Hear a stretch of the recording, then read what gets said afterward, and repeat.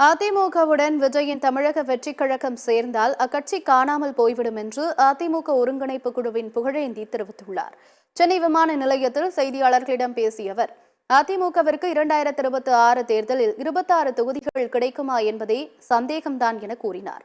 அதிமுகவுடன் கூட்டணி வைத்தால் விஜயும் காணாமல் சென்று விடுவார் என்றும், விஜய் இவர்களுடன் வரமாட்டார் என்றும், விஜய் எம்ஜிஆர் போல் போய்கொண்டிருக்கிறார் எனவும் கூறினார். உங்ககிட்ட இருக்க ஒற்றுமையும் உங்ககிட்ட இருக்க அந்த பொதுக்குழுவும் வேலைக்கே ஆகாது ராஜா. ஆகவே இது பயன் தராது என்பதைத்தான் மிக தெளிவாக தெளிவுபடுத்துகிறேன். 2026 முடியும் போது அங்க 26 சீட்டு வருமானு எனக்கு சந்தேகமா இருக்கு.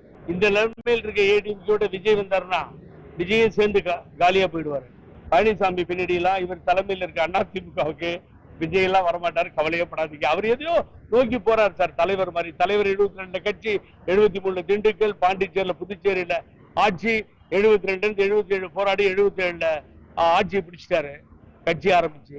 இதெல்லாம் வரலாறு தலைவருக்கு. அதை திரும்பி உருவாக்க முடியுமான்னு எனக்கு தெரியாது. அவருடைய பாலிசியில அவர் தனியா நின்னாதான் ஏதாவது பண்ண முடியும். பழனிசாமியை நம்பி போனார்னா பழனிசாமிக்கு ஏற்பட்ட கதி தான் ஏற்படும். அப்புறம் பூத்துக்கு 1 ஓட்டு 2 ஓட்டு வராங்க.